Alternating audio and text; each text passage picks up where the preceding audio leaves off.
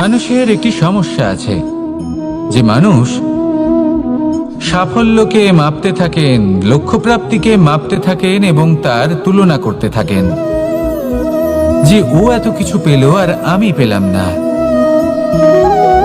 ওর কাছে এত কিছু আছে কিন্তু আমার কাছে নেই। এই তুলনা করার জন্য ওনারা দুঃখী হয়ে পড়েন, নিরাশ হয়ে পড়েন। তাই আমি একটা প্রশ্ন করছি যে এটা কি উচিত? এই সংসারে আপনি কি নিয়ে তুলনা করবেন, যেখানে সূর্যদেব চন্দ্রমা দুজনেই আছেন, দুজনেই হলেন বিশেষ, দুজনেই নিজ নিজ সময়ে উদিত হন। এদের মধ্যে একজন না থাকলে তাহলে আমাদের জীবন কঠিন হয়ে পড়বে। ঠিক সেইভাবেই আপনি যদি একটা বড় রেখা অঙ্কন করেন তাহলে অন্য রেখাটি ছোট হয়ে পড়ে না, সে তেমনই থাকে যেমনটা সে ছিল। আপনার অস্তিত্ব কখনো ছোট বা বড় হতে পারে না। শুধু তুলনা করার জন্য আপনার এটা মনে হতে পারে। যদি আপনি যুদ্ধ করতে চান আপনার তলোয়ারের প্রয়োজন পড়বে। যদি বস্ত্র তৈরি করতে চান এত বড় তলোয়ার দিয়ে কিছুই হবে না, তখন প্রয়োজন পড়বে একটা ছোট্ট সূচের। তাই তুলনা করবেন না, না নিজেকে ছোট মনে করবেন না অন্য কাউকে। সবার সাথে সহযোগিতা করুন, আর যদি তুলনা করতেই হয় নিজের সাথে করুন, যে কাল আমি কেমন ব্যক্তি ছিলাম, আজ কি তার থেকে শ্রেষ্ঠ হয়ে উঠতে পেরেছি। ভেবে দেখুন ভবিষ্যতে গিয়ে আপনি কতটা শ্রেষ্ঠ ব্যক্তি হতে পারেন। আসুন আমার সাথে ভালোবেসে বলুন রাধা রাধা। বস্ত্র আমাদের সকলের প্রিয়, এটা আমাদের জীবনযাপনের জন্য প্রয়োজনীয়। আমরা সবসময় চেষ্টা করি সেই বস্ত্র পরতে যা পরলে আমাদের দেখতে ভালো লাগে। কিন্তু কখনো এই কথা ভেবে দেখেছেন যে কিছু বস্ত্র যদি স্বচ্ছ হয় তাহলে তা পুরনো হলেও দেখতে ভালো লাগে? ঠিক তেমনই যেমন কোনো খাবার যদি মশলাদার না হয়, অত্যন্ত সুস্বাদু নাও হয়, কিন্তু যদি তা গরম হয়, টাটকা হয়, তাহলে খেতে ভালোই লাগে। ঠিক সেইভাবেই যদি কোনো ব্যক্তি সুন্দর নাও হয় কিন্তু তার কথা খুবই মধুর হয়, তাহলে সেই ব্যক্তি সকলের প্রিয় হয়। কোনো ব্যক্তি যদি ধনবান নাও হন কিন্তু তিনি যদি গুণী হন তাহলে এই সংসারে সম্মান লাভ করেন। সেই জন্য কখনো এই বিষয়ে দুঃখ পাবেন না যে আপনার কাছে ভৌতিক স্বাচ্ছন্দ্য নেই।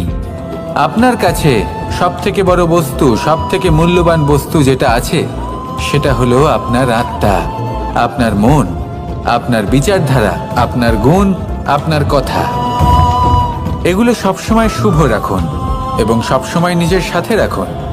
এই জীবন সফল হবে এবং প্রেমময় হয়ে বলে উঠবে রাধা রাধা। নন্দ বাবাও খেলার ছলে খুব বড় বড় শিক্ষা দিতেন। অনেকদিন আগেকার কথা, বাবা আমার জন্য একটা মানচিত্র নিয়ে এলেন। এটা ছিল জম্বু দ্বীপের মানচিত্র, ঠিক যেন একটা ধাঁধা যা টুকরো টুকরো করে বিভিন্ন দিকে ছড়ানো, যেগুলোকে আমায় জুড়তে হতো।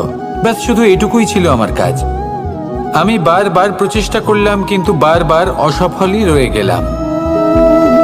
বাবা এটা দেখলেন এবং হাসলেন। বাবা বললেন, একটা কাজ করো, এই প্রত্যেকটি অংশকে উল্টে রাখো। আমিও উল্টে রাখলাম। তারপরে দেখলাম প্রত্যেক অংশে মানুষের শরীরের কোনো না কোনো অংশ চিহ্নিত। কোথাও হাত আছে, পা আছে, কোথাও মুখ আছে। বাবা বললেন যে এবার এটা জুড়তে চেষ্টা করো।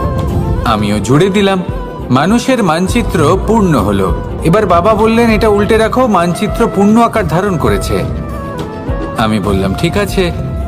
আমি উল্টে রাখলাম, দেখলাম জম্বুদ্বীপের মানচিত্র পূর্ণ হয়েছে। বাবা বললেন যদি দেশকে সফল করে তুলতে চাও, শক্তিশালী করতে চাও, স্থির বানাতে চাও, তাহলে সবার আগে দেশবাসীকে একত্রিত করতে শেখো। সকল সৈন্যগণ যখন একজোট হয়ে দাঁড়াবে তখন দেশের শক্তি আরো বেড়ে যাবে। শুধু তাই নয়, বাবা বললেন যদি ভালোবাসার সাথে জড়িয়ে পড়ো তাহলে পরমাত্মাও তোমার সামনে এসে দেখা দেবেন। তাহলে এটাই করুন আর আমার সাথে ভালোবেসে বলুন রাধা রাধা। ছোটবেলা থেকেই আমি গরু চড়িয়ে অভ্যস্ত, সেই জন্য সকলে আমাকে গোপাল নামে ডাকত। কিন্তু গোপাল হয়ে আমি একটা অমূল্য শিক্ষা লাভ করেছি। আমি দেখেছি যে গৌশালাতে অনেক বাছুরের মধ্যে একটি গাই তার নিজের বাছুরকে অবশ্যই চিনে ফেলে। যেখানে সমস্ত বাছুর একই রকম দেখতে এবং প্রত্যেকের স্বরও সমান, তারপরেও সকল বাছুরের মধ্যে নিজের বাছুরকে ঠিক চিনতে পেরে যায় এবং তার সাথেই থাকে। ঠিক এইরকমই কিছুটা হয় আমাদের কর্ম এবং তার কর্মফল। আপনি সবার মাঝে থেকেও কোনো কর্ম যদি করেন, সেই কর্মফল সবার মধ্যে আপনাকে চিনে ফেলবে এবং আপনার সাথেই থাকবে। তাই যখনই কর্ম করবেন ভেবে চিন্তে করবেন। কোনো কর্ম করার আগে একবার ভেবে দেখুন, তাহলে জীবনে বারংবার অনুতপ্ত হতে হবে না। কারণ বিষয়টা কিছুটা এরকম যে এই সংসারে আপনি কাল, কর্মফল এবং সময়, এই তিনের হাত থেকে কখনো লুকোতে পারবেন না, কখনো পালাতেও পারবেন না। আসুন আমার সাথে ভালোবেসে বলুন, রাধা রাধা। জন্ম এবং মৃত্যু, একটি হলো জীবনের সূত্রপাত, আরেকটি জীবনের সমাপ্তি। এটা হলো একটি চক্র এবং প্রত্যেক চক্রের মতোই এটাও যেখান থেকে শুরু হয় সেখানে এসেই সমাপ্ত হয়। অর্থাৎ প্রত্যেক ব্যক্তি যারা জন্ম নিয়েছেন তার জন্মের সাথে এটা সুনিশ্চিত হয়ে যায় যে তার মৃত্যু হলো অবশ্যম্ভাবী। এই সংসারে এমন কিছুই নেই যা চিরকালের মতো থেকে যায়। এবার এটা আমরা সবাই জানি। আমাদের কাছে যে জীবনটা আছে, যেটা আমরা যাপন করতে পারি, সেই সময়কালে আমরা কি করতে পারি সেটা গুরুত্বপূর্ণ। এমন কিছু করুন যার ফলে মৃত্যুর পরেও আপনি অমর হয়ে থাকবেন। আমাদের কথা, আমাদের কর্ম এই সংসারে প্রেরণা প্রদান করতে পারে। আর যদি আমরা প্রেরণা নাও জোগাতে পারি, তাও এই সন্তোষ বোধ যেন থাকে যে আমরা আমাদের জীবন ব্যর্থ হতে দিইনি। এই জীবন যাপন করার ইচ্ছেতেই আমরা সময় ব্যর্থ করে দিই। আর এই জীবনকে যাপন করার সর্বশ্রেষ্ঠ উপায় হলো এটাই যে কখন আমাদের মৃত্যু হবে, কিভাবে আমাদের মৃত্যু হবে, এই চিন্তা ত্যাগ করে যেন আমরা বর্তমানে বেঁচে থাকি, আজকে বেঁচে থাকি, আজকে দাঁড়িয়ে কর্ম করি এবং আজ যে সংকট সামনে তার সম্মুখীন হই। ভবিষ্যতের পথ নিজে থেকেই উন্মুক্ত হবে। আপনার জীবনে অনেক বড় বড় বিপদরূপী পাথর আসবে। সেই পাথরগুলিকে এতটাই দুর্বল করে দিন যাতে সেই পথ আপনি অগ্রসর হওয়ার পরে আপনার পেছন পেছন যে সেই পথ দিয়ে আসবেন তিনিও যেন সহজেই পাথর চূর্ণ করে সামনে অগ্রসর হতে পারেন। মনে রাখবেন, আপনার প্রচেষ্টারও একটা মাহাত্ম্য আছে। যদি আপনি কোনো কেল্লার শিখরে পতাকা উত্তোলন নাও করতে পারেন, তাহলেও আপনার প্রচেষ্টার যে মাহাত্ম্য তা কখনো কমে যাবে না। সেই জন্য প্রচেষ্টা করতে থাকুন আর আমার সাথে ভালোবেসে বলুন, রাধা রাধা। মানুষ সবসময় চায় যে তার জীবনে যেন কখনো কোনো সমস্যাই না আসে। সে চায় তার জীবন যেন শুধুমাত্র শান্তি এবং সুখের দ্বারা পূর্ণ থাকে। কিন্তু এই চাহিদা অনুচিত কিছু নয়। আমরা সবাই এটাই চাই যে জীবনে সুখ থাক, শান্তি থাক। কিন্তু এই কথা সবসময় মনে রাখবেন, যে সূর্য উদিত হন সংসারকে প্রকাশমান করেন, দুপুরবেলায় সংসারকে রৌদ্র প্রদান করেন, সন্ধেবেলায় তাকেও অস্ত যেতে হয়। এবার আমাদের জীবন চক্র কিছুটা এরকমই। কোনো কিছুই চিরকাল একরকম থাকে না। কখনো এই নদীকে দেখুন যা বয়ে চলেছে। এই নদী যা বয়ে চলেছে তার পথেও অনেক বিপদ আসে। বড় বড় পাথরের সম্মুখীন হয়ে তাকেও সামনে এগিয়ে যেতে হয়। একটি পুকুর যা চারদিক থেকে ঘেরা, তার জীবনে কিন্তু কোনো সমস্যা নেই। কিন্তু এই সংসারে পুকুরের পুজো করা হয় না, পুজো করা হয় নদীকে। মনে রাখবেন, সমস্যার ঊর্ধ্বে তিনি উঠতে পারেন যিনি সমাধি লাভ করেছেন, যিনি এই সংসারেই নেই। যিনি এই সংসারে আছেন এবং জীবিত আছেন, তার জীবনের সমস্যা হলো শ্বাসবায়ুর মতোই গুরুত্বপূর্ণ। আসুন আমার সাথে ভালোবেসে বলুন, রাধা রাধা। বন হলো আমাদের সবারই প্রিয়। সেখানকার সৌন্দর্য, শান্তি, সেখানকার পরিবেশ আমাদের সকলের ভালো লাগে এবং সেখান থেকে আমরা কাঠ পাই, যা সংসারে আমাদের জীবনে আমাদের খুব সহায়ক হয়ে ওঠে। এর দ্বারা আমরা অনেক কিছুই প্রাপ্ত করতে পারি। অনেক বাদ্যযন্ত্র আমরা লাভ করতে পারি। এর অনেকভাবে প্রয়োগ সম্ভব। কিছু কাঠ অত্যন্ত সুগন্ধি হয় যা আমরা ঈশ্বরকে নিবেদন করি, যেমন চন্দন।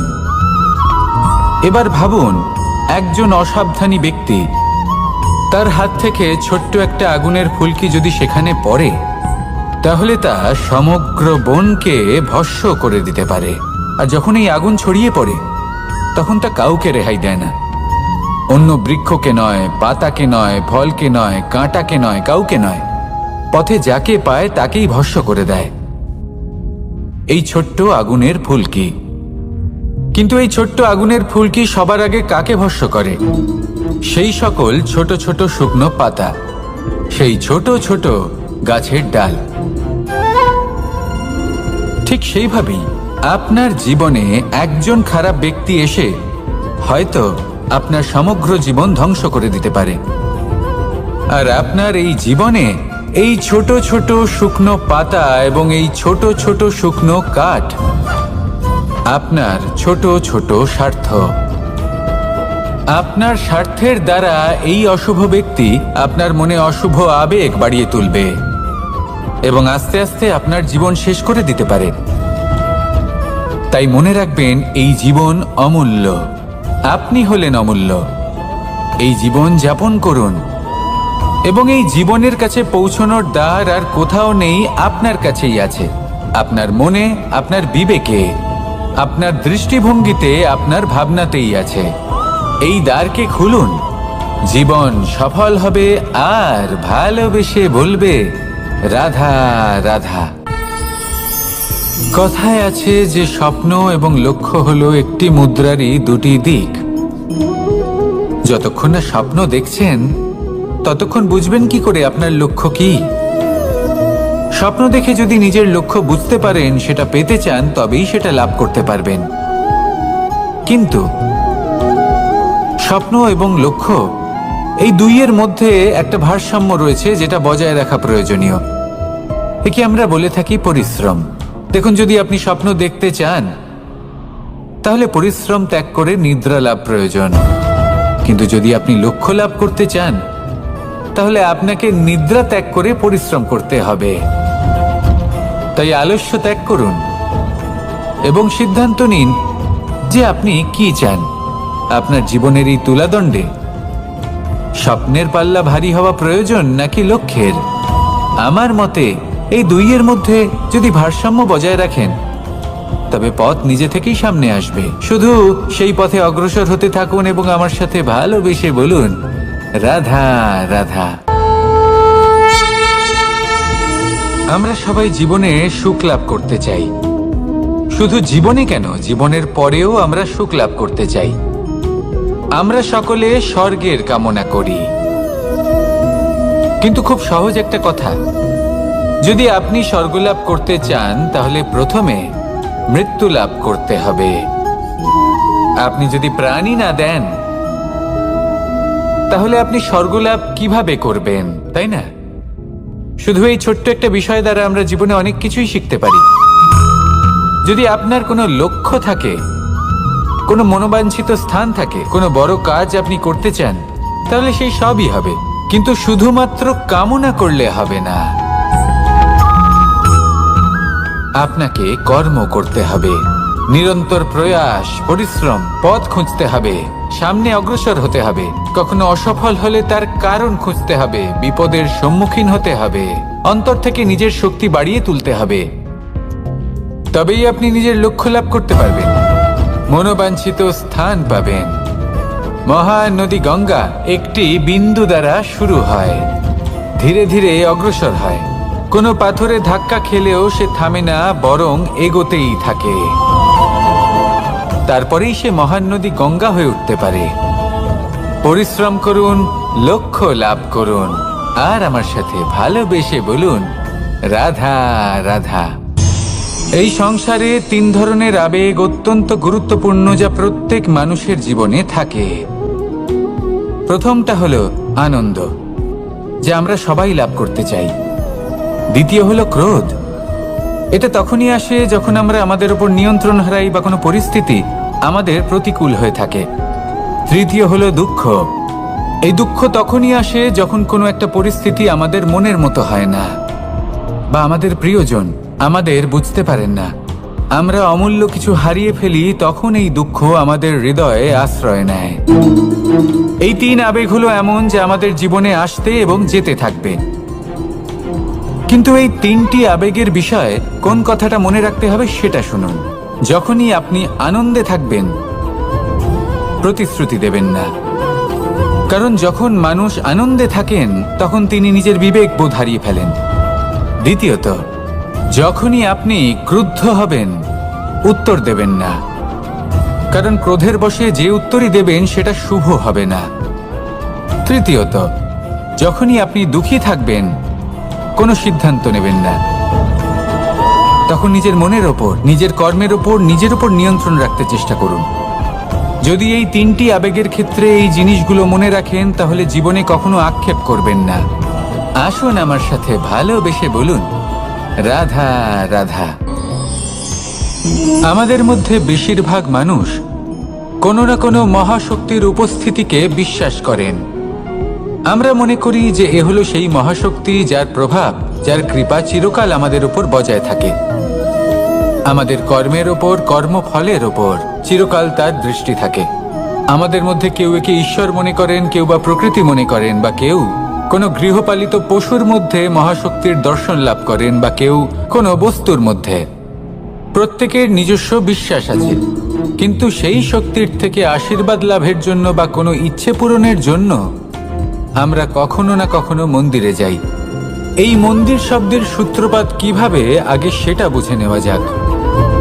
মন্দির এই শব্দের আরম্ভ হলো মনের দ্বারা, কিন্তু বেশিরভাগ মানুষ যখনই মন্দিরে যান কোনো ইচ্ছে পূরণের জন্য বা ইচ্ছে পূরণ হওয়ার পরে ধন্যবাদ দেওয়ার জন্য, তখন তিনি শুধুমাত্র শারীরিকভাবে সেখানে উপস্থিত থাকেন। তার মন তো সাংসারিক কাজের মধ্যেই ঘোরাফেরা করতে থাকে, তাই না? তাহলে বলুন, এর অর্থ কি? যদি আপনি মন্দিরে নিজের মনকেই না নিয়ে যান, তাহলে তার কি লাভ হবে? মন্দিরে গিয়ে নিজের মনকে ঈশ্বরের চরণে পূর্ণরূপে সমর্পণ করুন। নিজের মন থেকে ঈশ্বরের আরাধনা করুন, আর এই মন থেকেই বলুন, রাধা রাধা। মানুষ শুধুমাত্র দুই ধরনের ব্যক্তির সামনেই নত হন। একজন হলেন তিনি যাকে তিনি সম্মান করেন, আর আরেকজন যাকে তিনি ভয় পান। এবার কোনো ব্যক্তি যদি আপনার সামনে নত হন, তাহলে তার পেছনের কারণ কি? আপনার প্রতি সম্মান নাকি আপনার প্রতি ভয়? সেটা আপনাকেই বুঝতে হবে। যদি আপনি এমন মনে করেন যে তাতে কি যায় আসে, ভয় হোক বা সম্মান, কেউ আমার সামনে নত তো হচ্ছেন, যদি এটা আপনার চিন্তা ভাবনা হয়, তাহলে আপনাকে মনে করিয়ে দিই, এই সময় বদলাতে বেশি সময় লাগে না। আজ যে ব্যক্তি আপনাকে দেখে ভয় পাচ্ছে, কাল এই ভয়ের সমাপ্তিও ঘটতে পারে। আবার এমনও হতে পারে যে তার কাছে অত্যধিক শক্তি চলে এলো। অনেক কিছুই হতে পারে। তাই মনে রাখবেন, যে মাথা ভয়ের কারণে নত হয় তা সময় এলে সবার আগে বিরোধিতা করতে পারে, আর যে মাথা সম্মানের কারণে নত হয় আপনার জন্য নিজের শিরচ্ছেদও সে করতে পারে। তাই সকলকে আপন করে নিন, কিন্তু ভয় প্রয়োগ করে নয়। কর্ম করুন এবং সম্মান অর্জন করুন। শুধু এটাই করুন, আর আমার সাথে ভালোবেসে বলুন, রাধা রাধা। সূচের শেষে একটি ছিদ্র থাকে, যার দ্বারা আমরা এই সুতো পরাতে পারি, আর তারপর সূচের সাহায্যে এই সুতো দিয়ে বস্ত্র সেলাই করা যায়। কিন্তু যদি সুতোটা সোজা করে ধরা না হয়, তাহলে সূচে কখনো এই সুতো পরানোই সম্ভব নয়। যদি এতে কোনো গিঁট পড়ে, তখন তা কখনোই এই ছিদ্র দ্বারা প্রবেশ করা সম্ভব নয়। ঠিক এইভাবেই যদি আপনি কারোর জীবনে প্রবেশ করতে চান, কারোর অন্তরে প্রবেশ করতে চান, তাহলে আপনাকেও সহজ থাকতে হবে। এতে কোনো গিঁট থাকলে চলবে না, অর্থাৎ মনে যাতে কোনো মালিন্য না থাকে, যেন কোনো কুচিন্তা না থাকে। যদি এসব থাকে, তাহলে আপনি কখনো কারোর জীবনে প্রবেশ করতে পারবেন না। আর যদি কোনোভাবে আপনি প্রবেশ করেও যান, তাহলে তার মনে ঘর করতে পারবেন না। নিজেকে এই সুতোর মতন করে তুলুন, সহজ। মনে যেন কোনো কুচিন্তা না থাকে, সবার প্রতি যেন সদ্ভাবনা থাকে, শুভ চিন্তা থাকে। এমনটা করতে থাকুন। এমন একটা দিন আসবে যেদিন এই সমস্ত সংসারের ব্যক্তির মনে আপনি বাস করবেন, আর তখন এই মন প্রসন্ন হয়ে বলবে, রাধা রাধা। সূর্য হলেন আমার অত্যন্ত প্রিয়। প্রতিদিন আমাকে নতুন শিক্ষা দিতে থাকেন। একবার সূর্যকে দেখুন, 4 প্রহর পর্যন্ত উনি অন্ধকার সহ্য করেন, তারপর আস্তে আস্তে উদিত হন। প্রথমে লাল, তারপর গেরুয়া, তারপর শ্বেত বর্ণ ধারণ করেন। আস্তে আস্তে আকাশে উদিত হন আর তারপর সমস্ত সংসারে প্রকাশমান হয়ে উঠবেন। এ হলো সূর্যের তপস্যা, তার ধৈর্য, তার প্রতীক্ষা, তার পরিশ্রম, যার ফলে উনি সংসারে সর্বোচ্চ স্থান অধিকার করেছেন।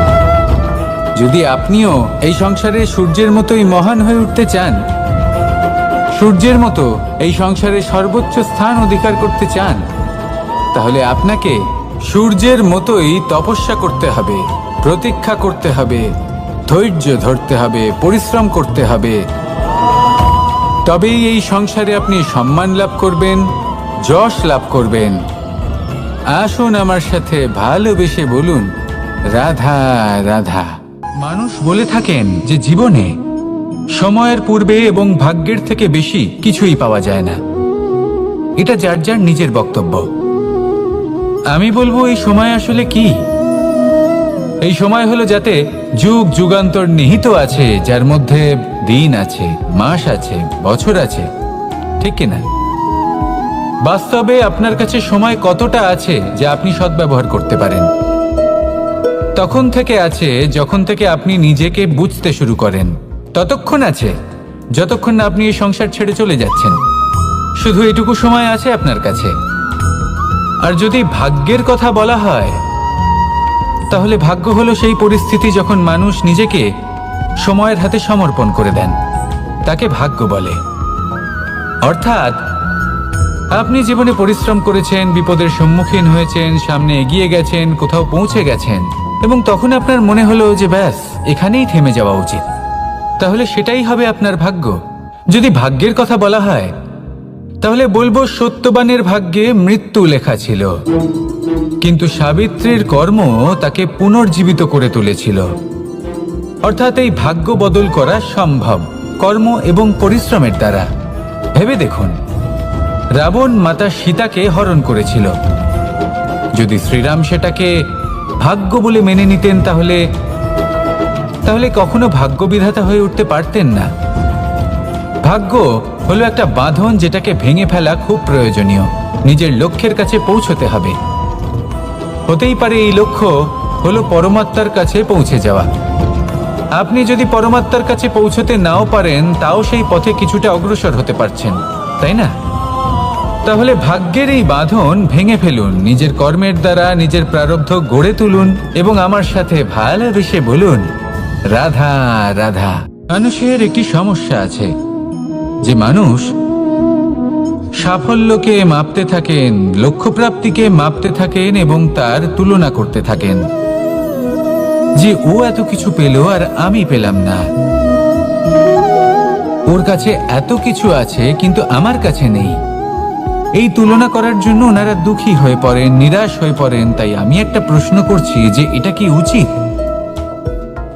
এই সংসারে আপনি কি নিয়ে তুলনা করবেন, যেখানে সূর্যদেব চন্দ্রমা দুজনেই আছেন, দুজনেই হলেন বিশেষ, দুজনেই নিজ নিজ সময়ে উদিত হন। এদের মধ্যে একজন না থাকলে তাহলে আমাদের জীবন কঠিন হয়ে পড়বে। ঠিক সেইভাবেই আপনি যদি একটা বড় রেখা অঙ্কন করেন, তাহলে অন্য রেখাটি ছোট হয়ে পড়ে না, সে তেমনই থাকে যেমনটা সে ছিল। আপনার অস্তিত্ব কখনো ছোট বা বড় হতে পারে না। শুধু তুলনা করার জন্য আপনার এটা মনে হতে পারে। যদি আপনি যুদ্ধ করতে চান, আপনার তলোয়ারের প্রয়োজন পড়বে।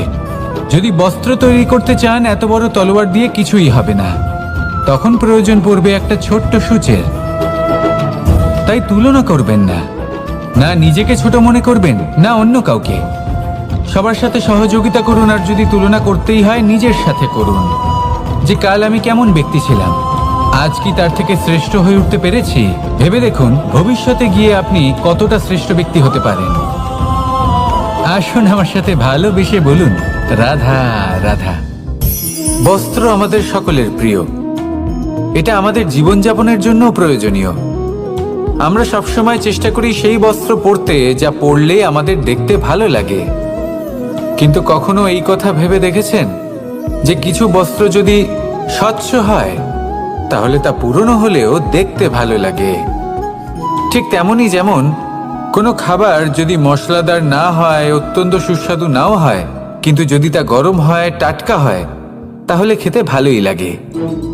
ঠিক সেইভাবেই যদি কোনো ব্যক্তি সুন্দর নাও হয় কিন্তু তার কথা খুবই মধুর হয়, তাহলে সেই ব্যক্তি সকলের প্রিয় হয়।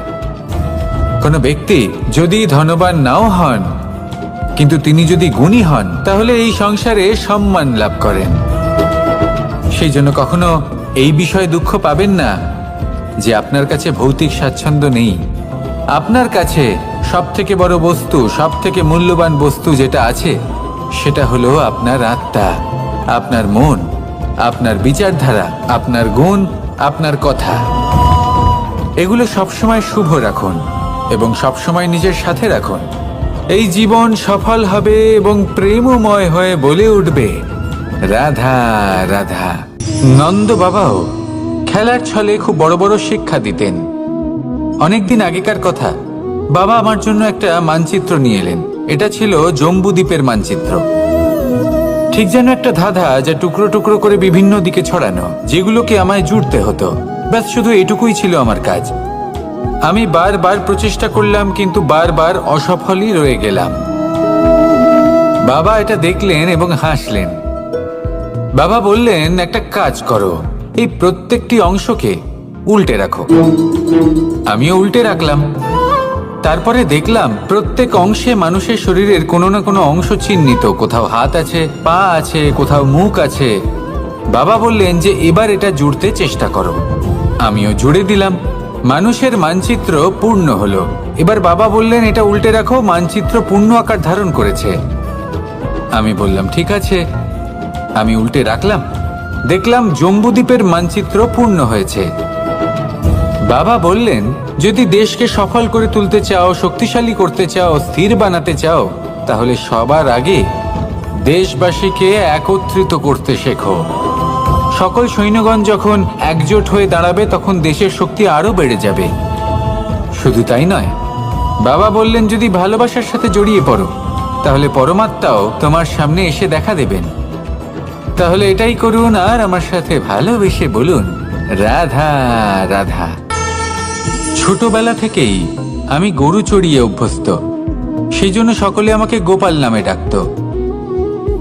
কিন্তু গোপাল হয়ে আমি একটা অমূল্য শিক্ষা লাভ করেছি। আমি দেখেছি যে গৌশালাতে অনেক বাছুরের মধ্যে একটি গাই তার নিজের বাছুরকে অবশ্যই চিনে ফেলে। যেখানে সমস্ত বাছুর একই রকম দেখতে এবং প্রত্যেকের স্বরও সমান, তারপরেও সকল বাছুরের মধ্যে নিজের বাছুরকে ঠিক চিনতে পেরে যায় এবং তার সাথেই থাকে। ঠিক এইরকমই কিছুটা হয় আমাদের কর্ম এবং তার কর্মফল। আপনি সবার মাঝে থেকেও কোনো কর্ম যদি করেন, সেই কর্মফল সবার মধ্যে আপনাকে চিনে ফেলবে এবং আপনার সাথেই থাকবে। তাই যখনই কর্ম করবেন, ভেবে চিন্তে করবেন। কোনো কর্ম করার আগে একবার ভেবে দেখুন, তাহলে জীবনে বারংবার অনুতপ্ত হতে হবে না। কারণ বিষয়টা কিছুটা এরকম যে এই সংসারে আপনি কাল, কর্মফল এবং সময়, এই তিনের হাত থেকে কখনো লুকোতে পারবেন না, কখনো পালাতেও পারবেন না। আসুন আমার সাথে ভালোবেসে বলুন, রাধা রাধা। জন্ম এবং মৃত্যু, একটি হলো জীবনের সূত্রপাত, আরেকটি জীবনের সমাপ্তি। এটা হলো একটি চক্র এবং প্রত্যেক চক্রের মতোই এটাও যেখান থেকে শুরু হয় সেখানে এসেই সমাপ্ত হয়। অর্থাৎ প্রত্যেক ব্যক্তি যারা জন্ম নিয়েছেন, তার জন্মের সাথে এটা সুনিশ্চিত হয়ে যায় যে তার মৃত্যু হলো অবশ্যম্ভাবী। এই সংসারে এমন কিছুই নেই যা চিরকালের মতো থেকে যায়। এবার এটা আমরা সবাই জানি। আমাদের কাছে যে জীবনটা আছে, যেটা আমরা যাপন করতে পারি, সেই সময়কালে আমরা কি করতে পারি সেটা গুরুত্বপূর্ণ। এমন কিছু করুন যার ফলে মৃত্যুর পরেও আপনি অমর হয়ে থাকবেন। আমাদের কথা, আমাদের কর্ম এই সংসারে প্রেরণা প্রদান করতে পারে। আর যদি আমরা প্রেরণা নাও জোগাতে পারি, তাও এই সন্তোষ বোধ যেন থাকে যে আমরা আমাদের জীবন ব্যর্থ হতে দিইনি। এই জীবন যাপন করার ইচ্ছেতেই আমরা সময় ব্যর্থ করে দিই।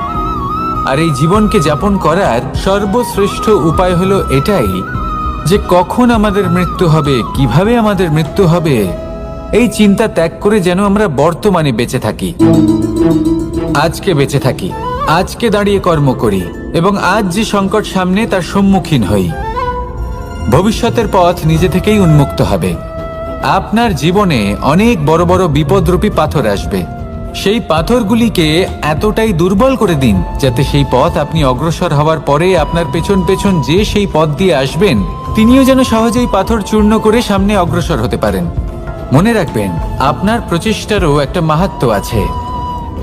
যদি আপনি কোনো কেল্লার শিখরে পতাকা উত্তোলন নাও করতে পারেন, তাহলেও আপনার প্রচেষ্টার যে মাহাত্ম্য তা কখনো কমে যাবে না। সেই জন্য প্রচেষ্টা করতে থাকুন আর আমার সাথে ভালোবেসে বলুন, রাধা রাধা। মানুষ সবসময় চায় যে তার জীবনে যেন কখনো কোনো সমস্যাই না আসে। সে চায় তার জীবন যেন শুধুমাত্র শান্তি এবং সুখের দ্বারা পূর্ণ থাকে। কিন্তু এই চাহিদা অনুচিত কিছু নয়। আমরা সবাই এটাই চাই যে জীবনে সুখ থাক, শান্তি থাক। কিন্তু এই কথা সবসময় মনে রাখবেন, যে সূর্য উদিত হন সংসারকে প্রকাশমান করেন, দুপুরবেলায় সংসারকে রৌদ্র প্রদান করেন, সন্ধেবেলায় তাকেও অস্ত যেতে হয়। এবার আমাদের জীবন চক্র কিছুটা এরকমই। কোনো কিছুই চিরকাল একরকম থাকে না। কখনো এই নদীকে দেখুন যা বয়ে চলেছে। এই নদী যা বয়ে চলেছে তার পথেও অনেক বিপদ আসে। বড় বড় পাথরের সম্মুখীন হয়ে তাকেও সামনে এগিয়ে যেতে হয়। একটি পুকুর যা চারদিক থেকে ঘেরা, তার জীবনে কিন্তু কোনো সমস্যা নেই। কিন্তু এই সংসারে পুকুরের পুজো করা হয় না, পুজো করা হয় নদীকে। মনে রাখবেন, সমস্যার ঊর্ধ্বে তিনি উঠতে পারেন যিনি সমাধি লাভ করেছেন, যিনি এই সংসারেই নেই। যিনি এই সংসারে আছেন এবং জীবিত আছেন, তার জীবনের সমস্যা হলো শ্বাসবায়ুর মতোই গুরুত্বপূর্ণ। আসুন আমার সাথে ভালোবেসে বলুন, রাধা রাধা। বন হলো আমাদের সবারই প্রিয়। সেখানকার সৌন্দর্য, শান্তি, সেখানকার পরিবেশ আমাদের সকলের ভালো লাগে এবং সেখান থেকে আমরা কাঠ পাই, যা সংসারে আমাদের জীবনে আমাদের খুব সহায়ক হয়ে ওঠে। এর দ্বারা আমরা অনেক কিছুই প্রাপ্ত করতে পারি। অনেক বাদ্যযন্ত্র আমরা লাভ করতে পারি। এর অনেকভাবে প্রয়োগ সম্ভব। কিছু কাঠ অত্যন্ত সুগন্ধি হয় যা আমরা ঈশ্বরকে নিবেদন করি, যেমন চন্দন। এবার ভাবুন, একজন অসাবধানী ব্যক্তি, তার হাত থেকে ছোট্ট একটা আগুনের ফুলকি যদি সেখানে পড়ে, তাহলে তা সমগ্র বনকে ভস্ম করে দিতে পারে। আর যখন এই আগুন ছড়িয়ে পড়ে, তখন তা কাউকে রেহাই দেয় না। অন্য বৃক্ষকে নয়, পাতাকে নয়, ফলকে নয়, কাঁটাকে নয়, কাউকে নয়, পথে যাকে পায় তাকেই ভস্ম করে দেয়। এই ছোট্ট আগুনের ফুলকি। কিন্তু এই ছোট্ট আগুনের ফুলকি সবার আগে কাকে ভস্ম করে? সেই সকল ছোট ছোট শুকনো পাতা, সেই ছোট ছোট গাছের ডাল। ঠিক সেইভাবেই আপনার জীবনে একজন খারাপ ব্যক্তি এসে হয়তো আপনার সমগ্র জীবন ধ্বংস করে দিতে পারে। আর আপনার এই জীবনে এই ছোট ছোট শুকনো পাতা এবং এই ছোট ছোট শুকনো কাঠ আপনার ছোট ছোট স্বার্থ। আপনার স্বার্থের দ্বারা এই অশুভ ব্যক্তি আপনার মনে অশুভ আবেগ বাড়িয়ে তুলবে এবং আস্তে আস্তে আপনার জীবন শেষ করে দিতে পারে। তাই মনে রাখবেন, এই জীবন অমূল্য। আপনি হলেন অমূল্য।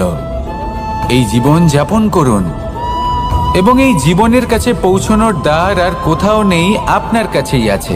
আপনার মনে, আপনার বিবেকে, আপনার দৃষ্টিভঙ্গিতে, আপনার ভাবনাতেই আছে। এই দ্বারকে খুলুন, জীবন সফল হবে আর ভালোবেসে বলবে, রাধা রাধা। কথায় আছে যে স্বপ্ন এবং লক্ষ্য হলো একটি মুদ্রারই দুটি দিক। যতক্ষণ না স্বপ্ন দেখছেন ততক্ষণ বুঝবেন কি করে আপনার লক্ষ্য কি? স্বপ্ন দেখে যদি নিজের লক্ষ্য বুঝতে পারেন, সেটা পেতে চান, তবেই সেটা লাভ করতে পারবেন। কিন্তু স্বপ্ন এবং লক্ষ্য এই দুইয়ের মধ্যে একটা ভারসাম্য রয়েছে যেটা বজায় রাখা প্রয়োজনীয়। একে আমরা বলে থাকি পরিশ্রম। দেখুন, যদি আপনি স্বপ্ন দেখতে চান তাহলে পরিশ্রম ত্যাগ করে নিদ্রা লাভ প্রয়োজন, কিন্তু যদি আপনি লক্ষ্য লাভ করতে চান তাহলে আপনাকে নিদ্রা ত্যাগ করে পরিশ্রম করতে হবে। তাই আলস্য ত্যাগ করুন এবং সিদ্ধান্ত নিন যে আপনি কি চান। আপনার জীবনের এই তুলাদণ্ডে স্বপ্নের পাল্লা ভারী হওয়া প্রয়োজন নাকি লক্ষ্যের? আমার মতে এই দুইয়ের মধ্যে যদি ভারসাম্য বজায় রাখেন তবে পথ নিজে থেকেই সামনে আসবে। শুধু সেই পথে অগ্রসর হতে থাকুন এবং আমার সাথে ভালোবেসে বলুন, রাধা রাধা। আমরা সবাই জীবনে সুখ লাভ করতে চাই। শুধু জীবনে কেন, জীবনের পরেও আমরা সুখ লাভ করতে চাই।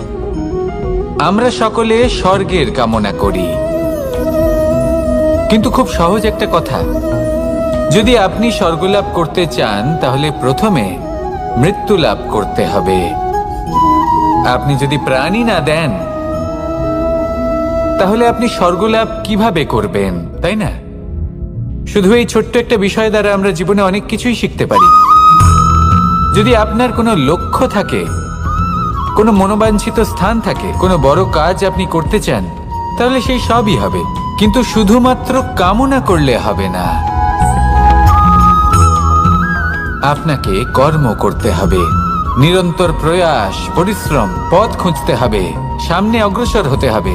কখনো অসফল হলে তার কারণ খুঁজতে হবে, বিপদের সম্মুখীন হতে হবে, অন্তর থেকে নিজের শক্তি বাড়িয়ে তুলতে হবে।